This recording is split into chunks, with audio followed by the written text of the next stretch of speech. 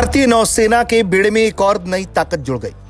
सर्वेक्षण पोत आईएनएस निर्देशक भारतीय सेना को मिल गया। विशाखापट्टनम में इसकी कमीशनिंग हुई। रक्षा राज्य मंत्री संजय सेठ विशाखापट्टनम में कमीशनिंग समारोह की अध्यक्षता के लिए मौजूद रहे।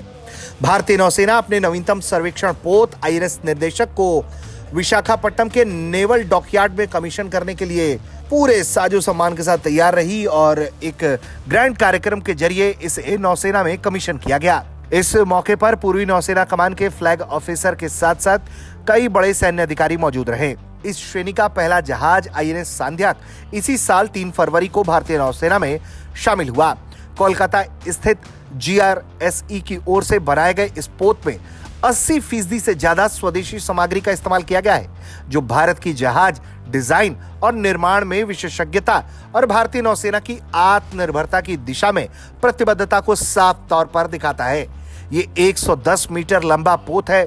लगभग 3800 टन के विस्थापन के साथ 2 डीजल इंजनों द्वारा यह संचालित होता है और अत्याधुनिक हाइड्रोग्राफी और महासागरीय सर्वेक्षण उपकरणों से यह पूरी तरह से लैस है। यह नया निर्देशक सर्वेक्षण पोत परियोजना का दूसरा जहाज है जिसे हाइड्रोग्राफी सर्वेक्षण, नौवहन सहायता और समुद्री संचालन में सहायता के लिए डिजाइन किया गया है। इसे एक तरह से पूर्ववर्ती निर्देशक का पुनर्जन्म माना जा रहा है, क्योंकि इससे पहले वाले पोत ने भारतीय नौसेना में 32 सालों तक सेवा दी थी और 19 दिसंबर 2014 को सेवा मुक्त हो गया था। इसके अलावा भारतीय नौसेना को 2027 तक कई आधुनिक युद्धपोत मिलने जा रहे हैं। अत्याधुनिक मिसाइलों से लैस अगली पीढ़ी की मिसाइल पोत का निर्माण कोचिन शिपयार्ड में स्टील कटिंग समारोह से शुरू हो गया।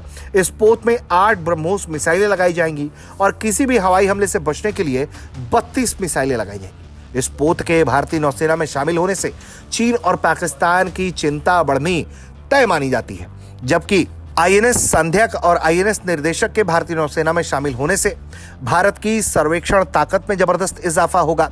हाइड्रोग्राफी के क्षेत्र में भारत की जबरदस्त ताकत में बढ़ोतरी होगी।